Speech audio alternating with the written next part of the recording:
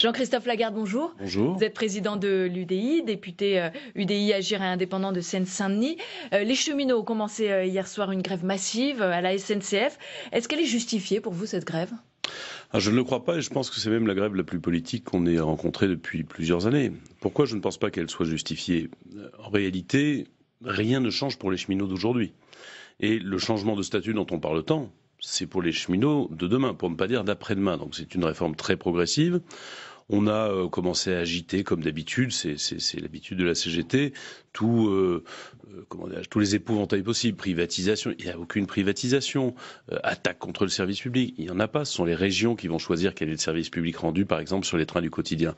Et il y a là, en réalité, des enjeux qui ne sont pas ceux de la SNCF, malheureusement, derrière la volonté de grève dure, notamment de la CGT, par exemple, parce qu'à l'intérieur de la CGT, il y a une élection cette année. M. Martinez doit se faire réélire.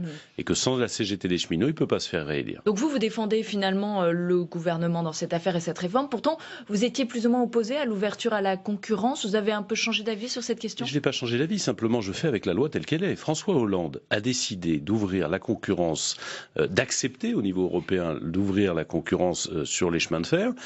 Jamais à l'époque, d'ailleurs, on a vu les cheminots se mettre en grève. C'est curieux. Et ça a des conséquences. Or, aujourd'hui, la SNCF est une société extraordinairement endettée, qui perd 3 milliards d'euros chaque année, qui coûte au kilomètre 30% de plus que la plupart de ses concurrents européens. Donc la SNCF, si elle ne se réforme pas, si on ne la réforme pas, même progressivement, comme est en train de le proposer le gouvernement, elle est morte. Voilà. Mais vous qui êtes fédéraliste, vous qui êtes pro-européen, il n'y a pas une contradiction finalement à être contre cette ouverture à la concurrence ? Laissez ça de côté 2 secondes. On va être très simple, madame. À partir du moment où l'ouverture à la concurrence a été décidée, et quand bien même je n'y étais pas pour ma part très favorable, soit la SNCF s'adapte, soit elle meurt. On a l'impression, nous Français, que la SNCF est un monument qui est indéboulonnable et qui ne peut pas bouger, mais aujourd'hui, la SNCF n'est pas en situation de faire face à cette concurrence. Et aussi bien pour les cheminots que pour les usagers, pour que ce fleuron aussi des services publics français puisse survivre, il y a besoin de le transformer. Et vous voyez, quand on dit les cheminots d'aujourd'hui, ils gardent tous leurs droits. Les cheminots de demain, ils vont être un peu plus dans une société normale parce que ça a bougé depuis 1945 et c'est plus la même chose. Pour l'Europe, pardon, ce n'est pas l'Europe qui a décidé de cela. On aurait pu nous refuser, nous Français, par la voix de François Hollande à l'époque, refuser la concurrence. Et moi, je suis contre la vision européenne qui serait que la libre concurrence, c'est un but. Quand on a fait la politique agricole commune, c'était pas la libre concurrence, c'était très régulé, mais ça a construit une belle agriculture. Quand on a construit la communauté du charbon et de l'acier pour nous donner notre indépendance avec ces minerais et ces matériaux essentiels, on l'a fait avec des politiques très dirigistes. Donc je ne suis pas du tout dans l'idée, entre guillemets, qu'a porté M. Barroso et des tas de dirigeants européens depuis maintenant une vingtaine d'années, le libre concurrence, la concurrence déloyale parfois, comme on le voit avec les travailleurs détachés, ce n'est pas le projet européen. Et le projet fédéraliste que l'UDI porte, c'est pas un projet de libre concurrence à tout crin, c'est au contraire arriver à construire des souverainetés ensemble, parfois par des politiques dirigistes. Alors, on va écouter Elisabeth Borne, la ministre des Transports, qui a pris la parole ce matin. Je suis dans une posture de dialogue. Oui. Et qui peut comprendre qu'alors qu'on est à mi-chemin de la concertation, que j'ai annoncé vendredi des avancées importantes sur l'ouverture à la concurrence, que le débat démarre cet après-midi à l'Assemblée nationale, pourquoi se mettre dans une posture de blocage ? Certains veulent très clairement politiser le débat. Certains veulent politiser le débat. Quand on annonce des contre-vérités, quand on vous dit la SNCF va être privatisée, c'est faux. Certains veulent politiser le débat, c'est un peu ce que vous nous disiez au début, vous êtes du côté de la ministre ? Je constate simplement qu'une grève, normalement, c'est fait pour défendre un certain nombre de choses. Là, il n'y a même pas de négociation terminée, qu'on est déjà dans...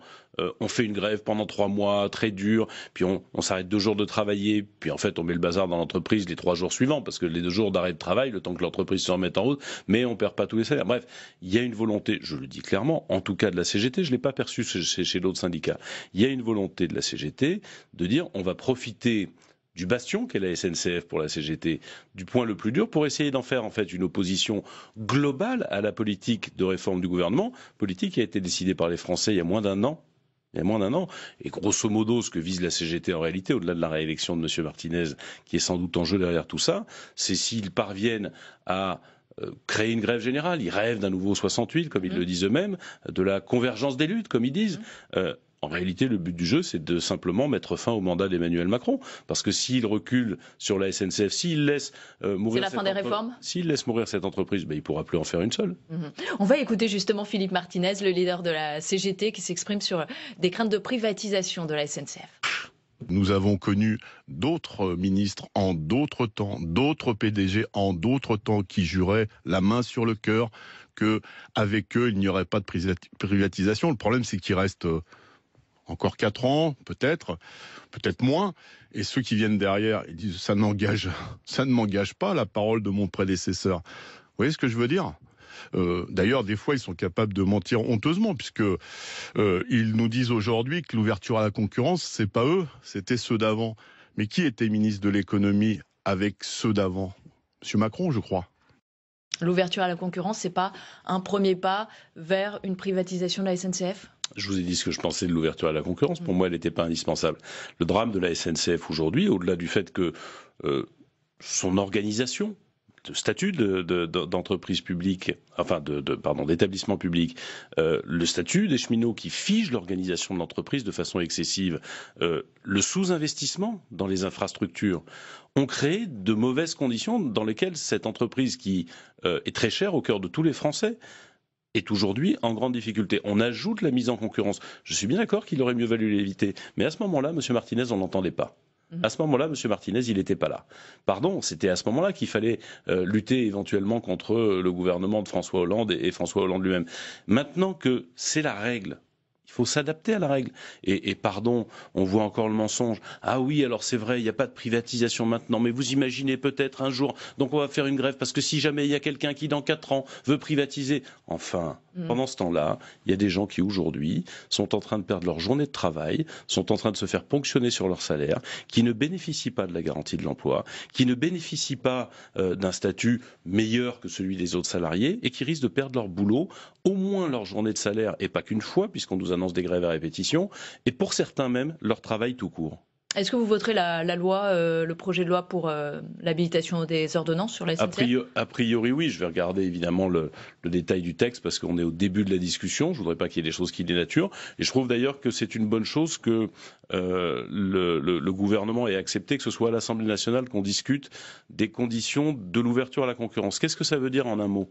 Ça veut dire que les cheminots qui sont aujourd'hui sur une ligne de chemin de fer, si cette ligne de chemin de fer, après un appel d'offres, elle est confiée à une société privée, ils vont devoir passer dans la société privée. Est-ce qu'ils conservent leurs droits ? Moi, je pense que oui. Et pourquoi ? Parce que là encore, si on veut que la concurrence, elle soit loyale, il y a des lignes qui vont rester SNCF avec le statut des cheminots SNCF qui ne change pas, contrairement à ce que dit M. Martinez.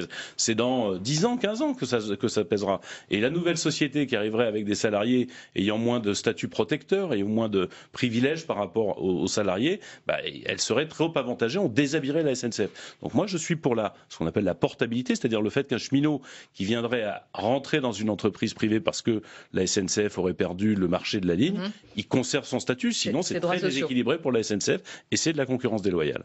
Passons à un tout autre sujet, la réforme constitutionnelle. L'Élysée a annoncé un accord avec Gérard Larcher sur la réduction de 30% du nombre de parlementaires, ce que dément finalement le président du Sénat. À votre avis, ça va se terminer comment sur la réduction du nombre de parlementaires ? Il était annoncé 30% vendredi. Je n'en sais strictement rien, mais d'abord ce dialogue, il ne se fera pas entre Gérard Larcher, Emmanuel Macron et François de Rugy. Ils ne sont pas trois à décider. Pour pouvoir emporter, entre guillemets, une révision constitutionnelle, ce que nous souhaitons, il faut convaincre. Et convaincre, ça veut dire échanger avec tout le monde. Moi, ce que je crois, c'est qu'en termes de réduction du nombre de parlementaires, on doit avoir une ligne simple. On doit conserver un député minimum et un sénateur minimum par département. Nous avons dans notre groupe un député, Pierre Morel-a-L'Huissier, en Lozère. Il est seul pour tout un département. Ils sont 5 dans ce cas-là à l'Assemblée nationale. Vous imaginez que demain, il faudrait couvrir 2 départements avec un seul député ? C'est pas pour le député que je parle, c'est pour le citoyen. Vous ne rencontrerez plus jamais votre député, parce que vous le verrez plus jamais si on réduit trop. C'est à ça que ça sert en l'occurrence. Et vous rencontrerez jamais Emmanuel Macron, vous rencontrerez sans doute jamais les ministres. Votre député, c'est le moyen d'interpeller l'État, c'est le moyen d'interpeller le gouvernement. Donc je pense que déjà, un député et un sénateur par département, ce serait une bonne règle et ça conduit à une réduction d'à peu près 25% du nombre de parlementaires. Ça nous amène, je crois, autour de 420, 430, c'est-à-dire moins que ce dont nous avions, que le nombre de parlementaires en 1986. C'est pas rien.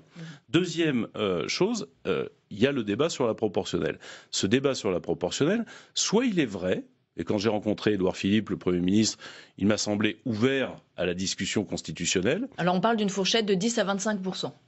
Disons les choses très clairement. Si on n'est pas à 20% minimum, c'est pas une proportionnelle, c'est pas la peine de faire semblant. Et en tout cas, nous n'y souscrirons pas. Je ne soutiendrai pas une réforme qui fasse semblant de mettre de la proportionnelle. Soit on met de la proportionnelle et à 20%, on a à la fois la capacité de représenter les courants d'opinion et de dégager une majorité. Ça permet de corriger, entre guillemets, les erreurs françaises habituelles. Là, on a des vagues électorales où, en fait, on élimine tout un courant d'opinion ou plusieurs courants d'opinion de l'Assemblée nationale, ce qui est mauvais, parce que le débat, il faut qu'il se fasse dans l'hémicycle, c'est mieux que quand il se fait dans la rue. Ou alors d'un système où on n'aurait pas de majorité. Il ne faut pas faire peur avec ça. À 20% de proportionnel, ce qui est la demande de l'UDI, on n'est pas dans une assemblée ingouvernable. On est dans une assemblée qui a une majorité, mais qui permet de représenter toutes les sensibilités. Vous savez, les Français qui ne se sentent pas représentés à l'Assemblée, ils se tournent vers d'autres modes d'action. Ça n'est pas très sain pour la démocratie. Alors, le président du groupe La République En Marche, Richard Ferrand, a pris la parole sur ce sujet ce matin. On l'écoute et vous réagissez. Ce que je regarderai... Le pays est gouvernable avec quel seuil de proportionnel? Voilà, c'est comment fait-on en sorte pour qu'il y ait une gouvernabilité, une stabilité parlementaire, mais aussi qu'il y ait une bonne représentativité des territoires. Car quand vous faites en même temps la diminution du nombre de parlementaires et que vous augmentez la part de proportionnel, à ce moment-là, vous diminuez les élus de terrain. C'est ainsi, c'est objectif, ça. C'est une règle de 3. Vous faites confiance, vous, au gouvernement sur la proportionnelle? Moi, je fais confiance à personne, je regarderai les textes. Excusez-moi. Mais ce que dit Richard Ferrand me semble frapper du coin du bon sens, c'est exactement ce que je dis. Ne diminuons pas trop un député et un sénateur par département à minima, c'est vraiment pas excessif. Hein, bon. Et puis, montons la proportionnelle à 20%. C'est vrai qu'au-delà, on a un risque majoritaire de ne pas avoir de majorité à l'Assemblée nationale. En deçà, c'est juste se moquer du monde. Je vous prends un exemple. Il a été évoqué le chiffre de 10%. S'il y a demain 400 députés, 10%, ça veut dire 40 députés élus à la proportionnelle. Un courant politique qui ferait 10% des voix en France, il aurait 4 députés à l'Assemblée nationale? C'est juste ridicule. 1% des députés pour 10% des voix, c'est plus de la proportionnelle. Sur la limitation à 3 du nombre de mandats successifs, vous approuvez cette idée? Écoutez, d'abord, on n'en fait pas un tabou, et je vais vous dire, le problème c'est qu'on se braque, on concentre l'opinion publique sur des choses accessoires dans cette réforme constitutionnelle, et à mes yeux, il y aurait bien mieux à faire. Mais ça, c'est accessoire. En soi, pourquoi pas? Je pense par contre que c'est idiot pour les maires. Vous voyez, ils ont commencé à dire...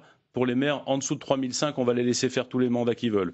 Et puis maintenant, on parle de 9000. Et puis demain, écoutez, je pense que les Français ne sont pas des imbéciles. Arrêtons de corseter leur choix. Quand ils veulent garder un élu, ils savent le faire. Quand ils veulent le virer, ils savent le faire aussi.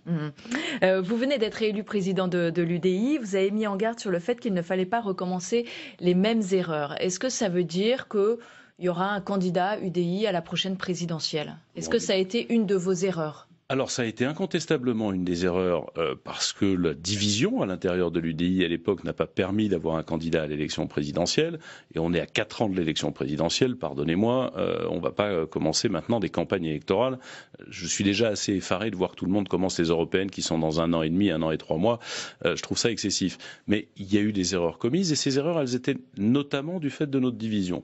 L'avantage aujourd'hui de l'UDI tel que... Il ne peut plus y avoir de division, hein, puisque chacun est rentré chez soi. L'avantage, c'est que c'est un parti qui est à la fois unifié, apaisé, et qui a regroupé ses parlementaires, ses élus locaux, ses fédérations, pour en réalité continuer ce que nous faisons depuis 5 ans, c'est un parti qui n'a que 5 ans, construire un projet politique qui permette à la France à la fois de se réformer, pour être compétitive, pour être performante dans le monde d'aujourd'hui, mais aussi qui conserve sa solidarité entre les territoires et entre les personnes. Il y a des gens qui avancent plus vite que les autres, il y a des territoires qui avancent plus vite que les autres, ils doivent être utiles à l'ensemble des Français et à l'ensemble des territoires. Vous dites que vous êtes un parti unifié, mais quand on regarde finalement Hervé Morin pour le Nouveau Centre est parti, vous avez coupé avec les Républicains, il y a aussi le Parti radical valoisien qui a repris sa liberté.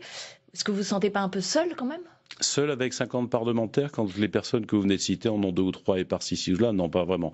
Je pense simplement qu'il y avait des gens qui préféraient un parcours politique personnel et les élus, allez, les 3/4, voire les 80% des élus sont restés, des militants et des responsables de fédération. On a fait un très beau congrès qui a permis de, au contraire, ressouder une famille politique qui avait souffert essentiellement d'ambitions individuelles qui étaient déplacées et qui maintenant sont externalisées. Un mot sur votre alliance avec la droite et Laurent Wauquiez qui défend des idées qui sont proches de celles de Marine Le Pen sur l'expulsion des fichiers S étrangers ou la déchéance de nationalité. Marine Le Pen a soutenu le candidat LR aussi à Mayotte. Thierry Mariani prône activement un rapprochement entre le Front National et les Républicains. Est-ce que pour vous, la fusion des droites va dans le sens de l'histoire ? Madame, j'ai dit avant l'élection de Laurent Wauquiez que s'il était élu, pour les raisons que vous venez d'évoquer, il n'y aurait plus d'alliance avec lui. Donc je ne vais pas le chanter sur tous les tons. Ne parlez pas d'alliance avec la droite. Nous n'avons plus d'alliance avec les Républicains de Laurent Wauquiez. Il y a des Républicains à l'intérieur de ce parti qui sont en désaccord avec lui. Regardez Valérie Pécresse, regardez Christian Estrosi, regardez un certain nombre d'autres qui sont partis, comme Xavier Bertrand et d'autres. Je ne crois pas qu'Alain Juppé soit un supporter de la ligne politique. Mais évidemment que ce que Laurent Wauquiez engage en cherchant à copier le Front National, c'est finalement une telle porosité, une telle compatibilité entre les électeurs que ça conduit à une alliance électorale. Et Thierry Mariani n'est que l'avant-coureur des autres. Et je crois que c'est ce qui va en réalité conduire un certain nombre d'élus à quitter les Républicains, parce que ces élus-là qui sont de la droite chiracienne, de la droite gaulliste, ce sont des gens qui ne sont pas compatibles avec l'extrême droite. Or, tout l'effort de Laurent Wauquiez, c'est de rendre les idées des Républicains, dit-elle, compatible avec l'extrême droite. C'est l'inverse. C'est pour moi, et je l'ai dit lors de notre congrès, c'est la trahison du gaullisme, c'est la trahison du chiracisme.